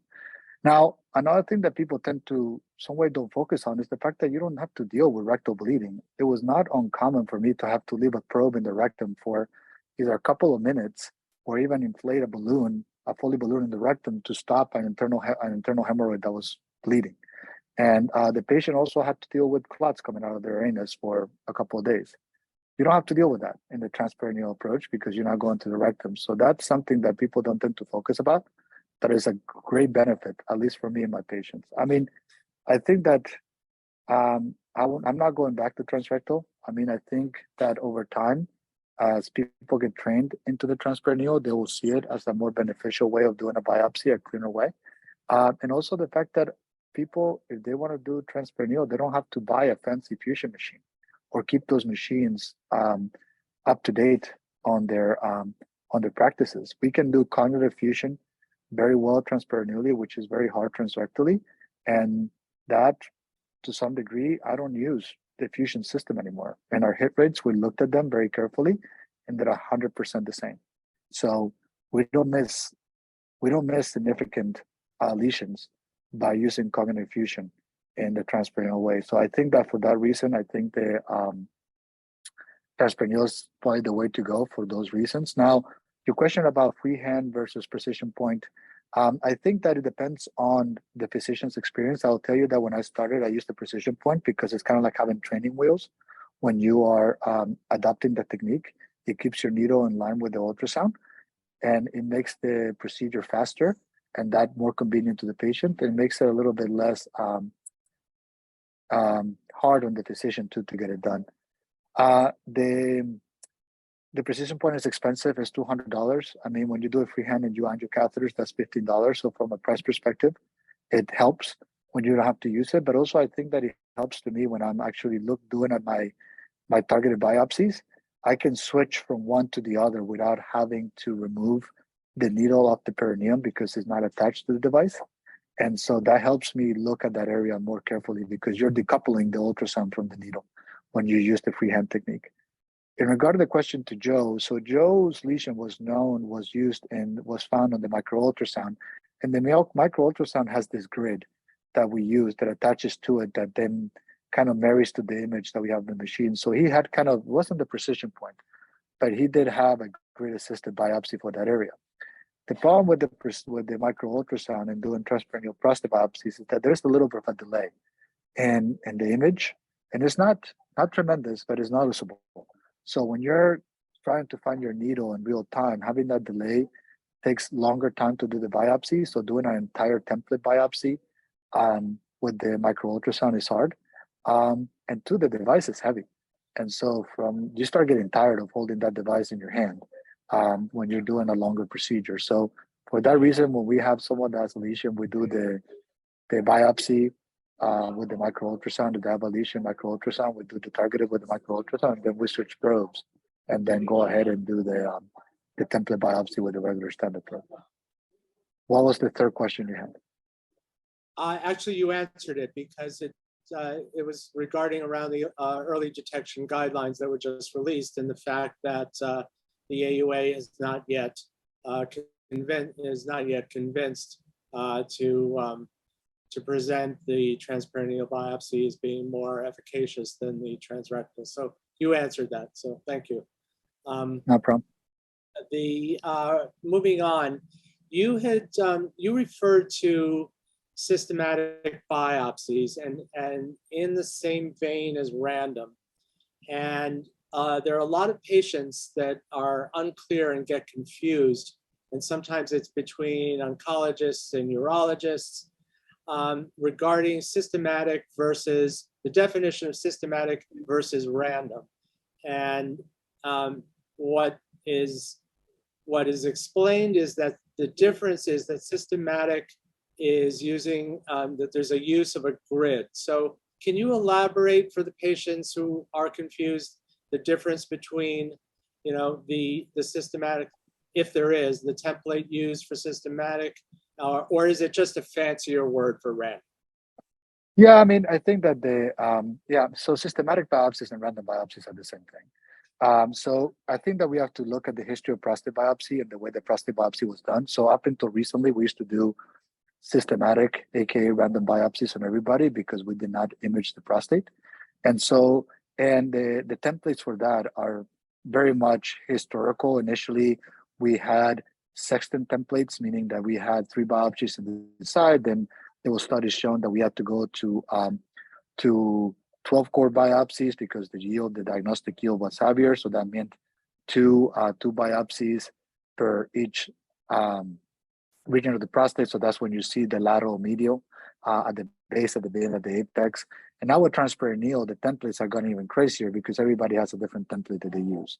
And some of the transperineal templates actually add an anterior zone sampling. So I think that in a way is just the sampling of the prostate that gets done that is not targeted to a specific region seen on the MRI. So when people are confused about what random or template biopsies are the biopsies that are taken by the urologist that are not targeted to a specific region. Now, the other question that comes about is the fact that should urologists be using template biopsies at all, given the fact that there have been clinical trials showing that maybe using just a targeted lesion can be equally as effective? And the answer is unclear. Yes, you can just diagnose prostate cancer by looking at by just getting the target. The issue comes about treatment planning. And so, and I had this happen to a couple of patients that come to me with that data and tell me, I only want to get the target lesion biopsy. And I'm okay. But if I diagnose you with cancer, then I cannot make an informed decision about how to better treat you without sampling the entire prostate. Why is that? The reason for that is because we know that up to 30%, we find 25% of cancers can be outside of that targeted lesion. And more importantly, people are thinking about doing focal treatment, meaning treating only the cancer that is at the lesion. I'll be doing a disservice to them if I treat that area and I don't treat cancer there's elsewhere, because then I'm going to do a protocol biopsy down the road and I'm going to find that cancer, and then they're going to need more treatment that could potentially be saved. Now, where things get really muggy is that there's some researchers, Mark Emberton in England, that says that prostate cancer that doesn't form a lesion is not real cancer.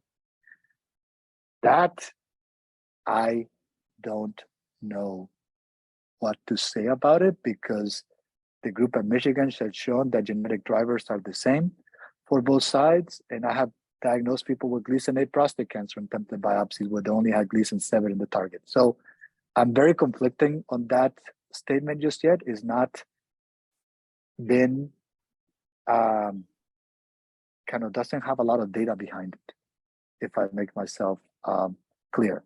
But I mean, it may be the future. I just get nervous by saying that cancer that is not visible is not cancer that should be treated. Does that make sense?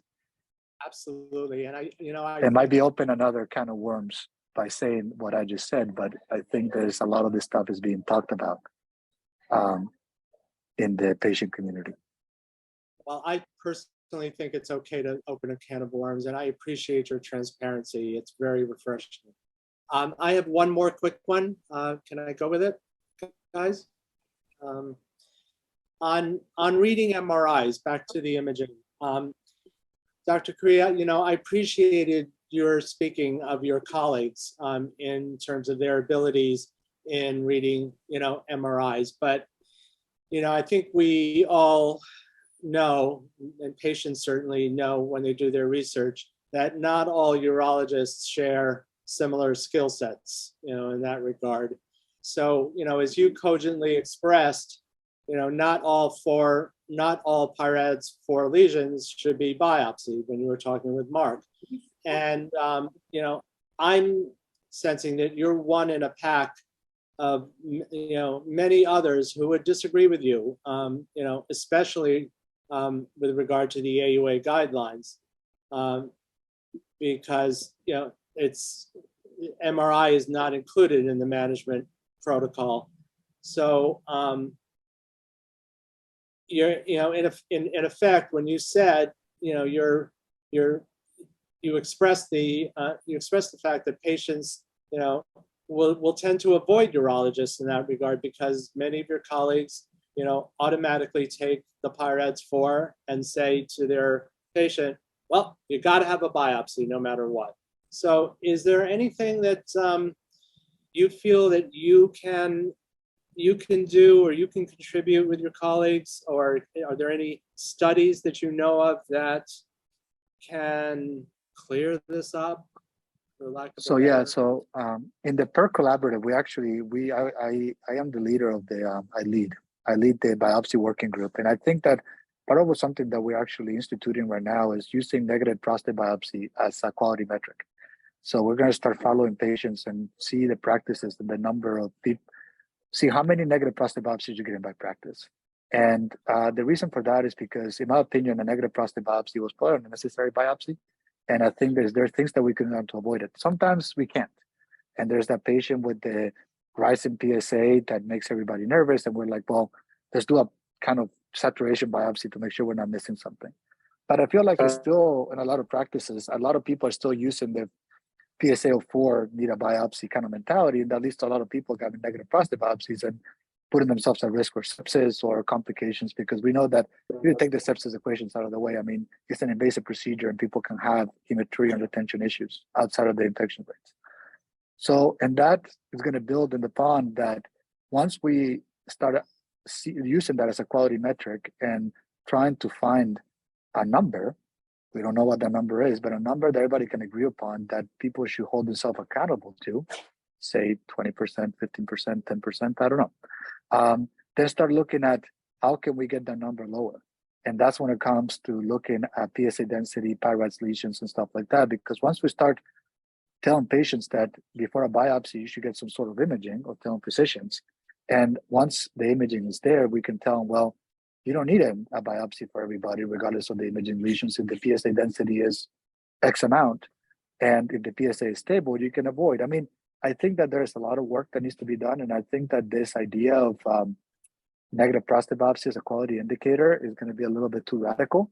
because already hitting a little bit of how you say that, not roadblocks, but people are getting a little bit defensive about it. But I think that when you have pushback, it's always because you're chipping at the right thing. So we'll see how it goes. Okay.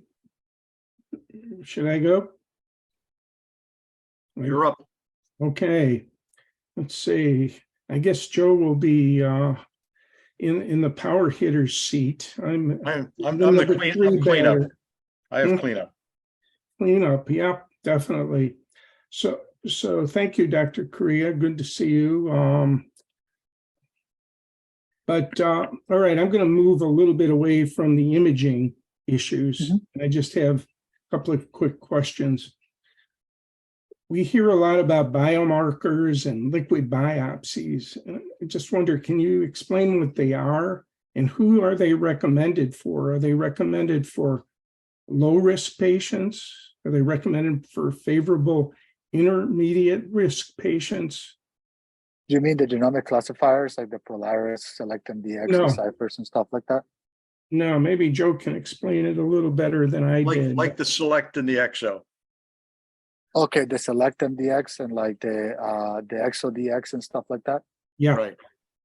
So I mean, I think those tests are very, very good for patients that have had a negative prostate biopsy, that still have a PSA that is going up, that you're trying to avoid another prostate biopsy. I use it in conjunction. I use that test a lot to avoid prostate biopsies because the negative predictive value is really high. So to explain that is that if the test is negative, the chances you have something there that is aggressive, or you're going to miss something that is aggressive, isn't like the single digits. It's like 5 to 7%. So when that test is negative, it gives me a lot of a piece that I don't need to be doing another biopsy or even another MRI in a patient. We've already had an imaging technique. So that test is good to kind of avoid unnecessary imaging and unnecessary biopsies. so, and then you were alluding to the genomic tests. Yeah.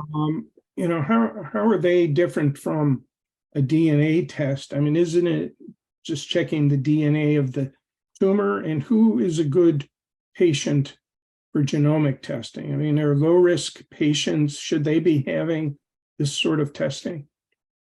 I mean, that's a complicated question. I mean, so the genomic classifiers, they're looking at distinct mutations that are within the tumor. And what this genomic profiles show is that they might predict having a higher grade or higher stage or a higher chance of dying. But this is all data from patients that had treatment. The problem with these tests, especially in the low-risk population, is that yet to be validated. And when you have a patient with very low-risk prostate cancer and they have a decipher that shows they're high risk, I really don't know what to do with that patient. I'm like, you have tests that shows you're high risk, but we have a lot of data showing that you really have low-risk disease. And I think that it confuses the patients greatly, and it leads physicians to recommend treatments that otherwise should not be recommended. And I tell my patients right now that those tests don't inform anything. The test does, I have no data to tell me that acting in your prostate cancer now is going to be more beneficial. I have no data showing me that if I act when your cancer gets worse, it's going to be worse. Or I have no data showing me that you're more likely to die if you keep you in surveillance. All those questions remain highly unanswered. And I think that a lot of patients are not told that. And a lot of these classifiers are being used to manage patients with very little data. So we're opening the G major clinical trial, Fox Chase, which is being led by Tom Morgan, which is there to kind of, in some degree, look into these genomic classifiers and figure out how they're influencing patient decision-making, and more importantly, patient outcomes, because we don't have any data to support its use in active surveillance right now. Well, something else that we run into sometimes talking to patients are men who have multiple genomic tests. Is there, they'll have a Decipher and they'll have a Polaris. And so is there any benefit to having multiple tests? Yeah, I mean, the problem is that they all measure something different. So I think that then you have like a Polaris that is low risk, you get like an MDX, intermediate risk, and then you get a Decipher that is high risk. And then like, what do you do? because they're all measuring right things, and there has been no comparative trials, and there never will be, but looking which one is better than the other, because the companies won't let them happen. So Well- I think that Well, you mentioned Dr. Morgan, I think at University of Michigan. He is actually launching a study looking at all three of those, and the companies are cooperating. yeah, so they're looking at each site. So yeah, that's the G major study that I told. So Yeah. we'll see what happens, but they're not going to be compared in the same patient. So they're going to be compared across the study. So although it's a comparative study, it's not a comparative study looking at how they perform on the same individual. Does that make sense? It's not like you're getting the test done on the Polaris, the NDX, and the Cypher on the same patient, and you're going to find out almost predictive. Each practice gets to pick the test that they feel more comfortable using. Okay. There's this ongoing debate over redefining Gleason 6, whether it should be called a cancer or not. And, there's various sides on this. I just wondered your personal opinion. Oh, repeat that, Howard. I could get you cut off. What my personal opinion was? Your personal opinion on whether Gleason 6 should be redefined as a non-cancer. I think it should. I think that the points against doing it doesn't hold. We have been watching patients with high-grade pain and ASAP for the longest time, and no one is being lost to follow-up or has died because those people didn't follow up. I think the same thing is going to happen with Gleason 6 disease. I think that it's a lot of fear mongering for no reason. I think it's going to help a lot of patients not call that prostate cancer. Hey, now there's another little debate having to do with low risk versus very low risk. And last year, AUA, American Urological Association, dropped the very low risk classification, whereas another major group, NCCN, National Comprehensive Cancer Network, they still maintain that difference. Do you have an opinion on the value of very low risk as a classification? I think that low risk is low risk. I think for research purposes it helps. I think that for the patient perspective, I think that it helps to some degree risk stratify surveillance schedules. So you have someone with very low risk disease, you're going to be less intensive in your follow-up compared to the patient that is low risk or intermediate risk with Gleason 6 prostate cancer. Those people are going to be followed more closely and going to have more biopsies. So I think that at the end of the day, the classification to some degree, it's helpful. But I think that it doesn't, just having that name there doesn't really impart much of a difference. And really most, the only thing that the ACCN says for very low risk is that they recommend active surveillance as the primary treatment. And then for low risk, they said it's preferred because they dropped it initially, and that created a big issue with a lot of patient advocates and a lot of physicians. So I think that that's why they kept that classification, so they can keep that as a statement where the EUA just has it as preferred treatment active surveillance for low risk patients. So I think it's more of just to keep treatment allocations the way they want it. Does that make sense? Yeah. Just one more question from me, maybe with an A and a B to the question. One of the people responding to publicity about the Active Surveillance 101 presentation asked, what is atypical intraductal proliferation? Is this significant? Is it associated with intraductal carcinoma? I think that might be a better question for Dr. Epstein, but I think that it's kind of like the ASAP for glandular tissue, but for ductal. I think it's something that means that there's something there that shouldn't be there. But I think that it doesn't mean you have intraductal carcinoma. It's very rare to find that too. I've seen it maybe in 1 or 2 reports in my career. It's not common. Well, I heard from a patient, so it's 100% for him. Yeah, 100. Yeah. No, I know. But yeah, I think that it's one of those tricky things that when these things get called, it makes everybody nervous because intraductal is an aggressive form of cancer. So I think that To be honest, I have to look it up and get back to you guys about what if there's an increased risk than ASAP or high grade PIN in those patients. I don't know. Well, I can tell you when I was diagnosed 13 years ago, Epstein was the second opinion, and they spotted high grade PIN, and they took that a hell of a lot more seriously 13 years ago than they do now, right? Yeah. I mean, for the longest time, there was this thought about, especially ASAP. They thought that you had to get a prostate biopsy repeated within 6 to 12 months because there was some hidden cancer you didn't find. And a lot of work done by Scott Egner has shown that really there's no more risk than finding it. Most people just get diagnosed with Gleason 6 prostate cancer. So we typically don't end up, I don't do anything different for those patients that I will do for anybody else. We just still going to watch their PSAs and tell them your prostate biopsy is negative. You said ASAP. I wasn't sure what you meant by ASAP. What is ASAP? Excuse me? Did you say ASAP? Yeah, it's sorry, I think my AirPods died. Can you hear me okay? Yeah. So give me a second. Something happened here. Yeah, we were having a lot of tech issues. There we go. That's better. I don't know what happened with my AirPods. They seem to have gone down. But in passing, you mentioned, I think, ASAP, and I wasn't. Yeah, ASAP. So typical acidoproliferation proliferation. So it's another thing that gets called kind of like high grade PIN that in the past used to be associated with having higher grade cancers. And now we have found out that that's actually not the case. One last, maybe I guess this is part C rather than B, is with cribriform.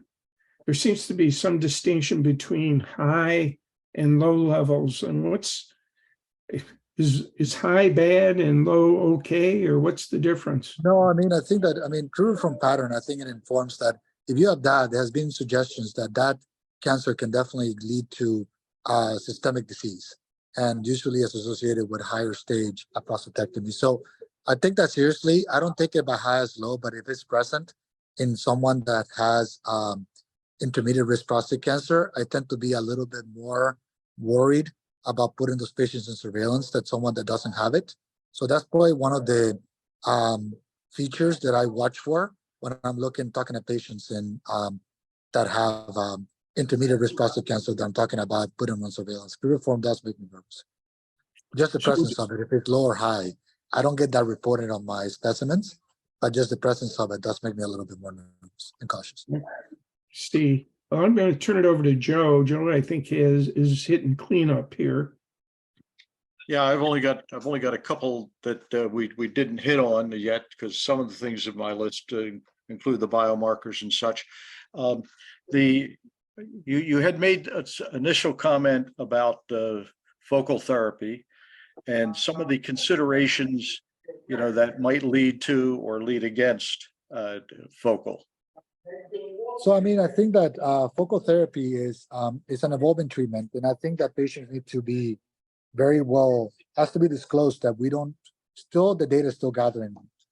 I think that you have to be very transparent with the patient about what the outcomes are going to be and what the goals of treatment are going to be. I think that to me, when I talk to my patient about focal treatment, I say, my goal is not to have to treat your prostate cancer for a minimum of 2 years. If I do focal treatment on you, I want you to be free of treatment at least for 4 years, and ideally for 5 and 10. So that means the selection is very important.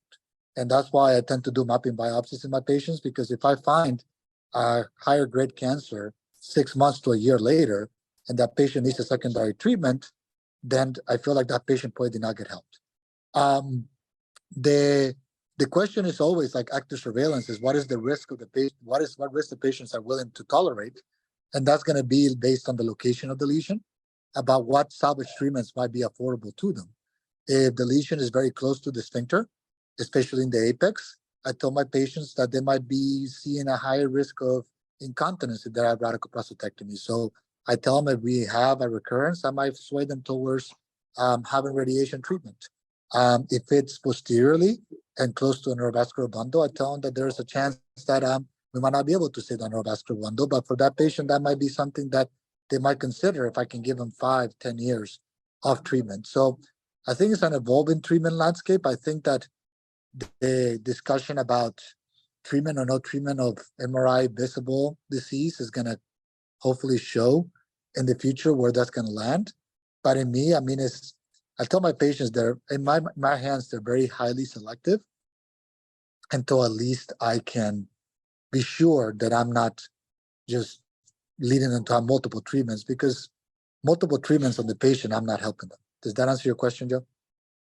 Yes, I think it does, because you had alluded to it before, was that well, you hadn't, but we've had it elsewhere where some people have gone out to explore focal, and they've really then not done a thorough examination of the prostate. They just isolated an area, which then introduces the probability of something being missed.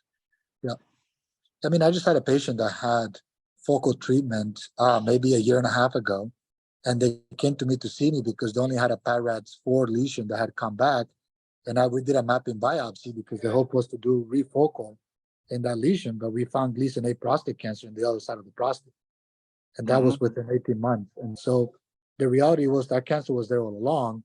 It just wasn't mapped appropriately before treatment. And young guy, 45 years old. So I think that now he's looking to have a radical prostatectomy done, and he's not happy. I mean, but I mean, that's why you have to kind of do your due diligence. So patients need to be informed that that's a possibility. I mean, this guy wasn't. He was told that he was going to be cured for a long time. Wasn't the case. And I mean, things happen. Cancer doesn't follow the rules all the time, but I think that people that are offering the treatment, myself included, we have to be very realistic about the limitations of the treatment and what we put our patients into and what the future holds to them. Exactly.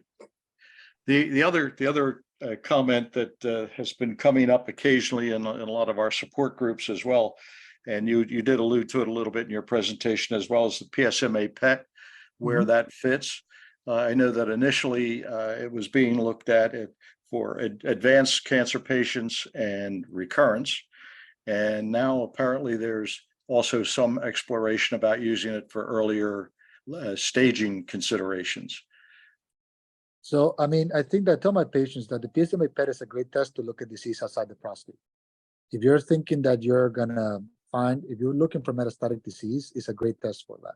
I think that if you're looking to look within the prostate and stage the prostate, MRI remains king. Now, I think that there's some institutions in Europe that are combining MRI with PSMA agents, and I think that that might bring the future about which lesions to biopsy when we are now biopsying all kind of like PARADS4 and PARADS5 lesions. I think that the combination of those two might help us be a little bit more judicious about biopsying high-grade lesions on MRI. But I think that if we're looking at staging alone of the prostate and looking at local invasion and stuff like that, MRI remains the best option possible. I use PSMA PET a lot in my very high-risk patients and high-risk patients. I hated doing prostatectomies in patients that their PSAs didn't go down to 0 because I feel like I failed them. If they're going to have radiation and hormones anyway, I just give them incontinence and impotence just for it. And so I think that in those patients, and it's not uncommon that if my guys were very high volume, Gleason 8, 9, with PSA densities of greater than 50%, that I find micrometastatic disease in the bones and lymph nodes. And I know I would have not cured them. So I think that in those patients, it's become greatly helpful, at least in my practice, to find that kind of low volume metastatic disease where when you did a prostatectomy, you did not get them to go to 0. And I always felt bad about that. Yeah, Joe, can I jump in on this? Sure. You know, because we go to these support groups and we get notes, and we do hear, for example, one guy, he had very high, I think, PSA. He was like 15 and then he was 17. And, you know, all the biopsies really didn't help him because they didn't find anything. And so he felt he got an advantage from getting PSMA because PSMA didn't find anything either. So, I mean, you know, is it, you know, for the lower risk men and the men with favorable intermediate risk. What circumstances do you think they qualify for PSMA PET? I mean, I tell my patients this all the time. I mean, I'm yet to find a patient with aggressive prostate cancer, like metastatic disease, that I have hard to find their prostate cancer. Typically, prostate cancer is very easy to find when it's very aggressive. I think that the problem with PSA can be a blessing and a curse. And in a particular number of patients, there's some patients that just make PSA and make PSA a very high velocity that makes them very anxious. It makes the physician very anxious. I think that I'm not surprised that the patient in question had a negative PSA. They hadn't had a positive prostate biopsy. I mean, I'm surprised that actually got covered. That test is, I mean, in that circumstance, I think that I'll be hard to find a patient that has metastatic disease on PSMA PET that has a negative prostate biopsy. Maybe a case report will show up one day, but those patients are just not very common. And I think that in the low-risk patients, I mean, I think that, again, if you have done multiple biopsies and MRIs and you are hard to find a more aggressive cancer, I think that you're probably barking up the wrong tree. Now, that being said, there are patients that have aggressive disease that is hard to detect, but those patients are not common. I know it's 100% when it happens to them, but I mean, it's just that switching your treatment plan based on anecdotal evidence becomes very hard. You know, I don't know if there's any more questions. This may be the world's longest webinar with. Well, I'd like to just chime in and let you get back to work, but I want to thank the patients that sent questions in. We tried to cover them all. Again, Dr. Correa, I'm so pleased that you are my doctor. You're my urologist. You've been transparent and thorough, and your manner with patients is outstanding. So I share that with you, Mark. Just. And we're both Dr. Correa's patients. So I feel like such an outsider. How do I join? Just join up for a televisit. I'll be happy to see you and tell you your prostate cancer is fine, and you'll be my patient too. I had an interruption. My computer crashed, so I didn't get to actually express my heartfelt thanks to you for your incredible contribution and candor and honesty and your obvious care for patients. So thank you. And you're very much in alignment with one of our efforts, and that is to reduce patient anxiety and to kind of reach a state of peaceful vigilance. And I think some of us on the call that are on active surveillance here have reached that state of peaceful vigilance. And we think that all men on active surveillance with medical counsel, that the kind of medical counsel that you give can reach that status of peaceful vigilance. So we very much appreciate your coming and being here with us today. So thank you. My pleasure, guys. You guys have a great weekend, okay? Always a pleasure. Thank you. Well, wow. That's the most thorough webinar on imaging I have ever seen. And for those of you that stuck here through the whole thing, we give you all extra credit. Just write to Howard Walensky and he'll give you an extra credit certificate. Just kidding. Right. Anyway, thank you. And for the organizers, the couple of organizers here, if you can stick around for just a minute or two, we'd appreciate it. The rest of you have a wonderful afternoon. Thank you. I think they should get some sort of bladder award. Is what they Bladder award. Okay. Good night. See you all later.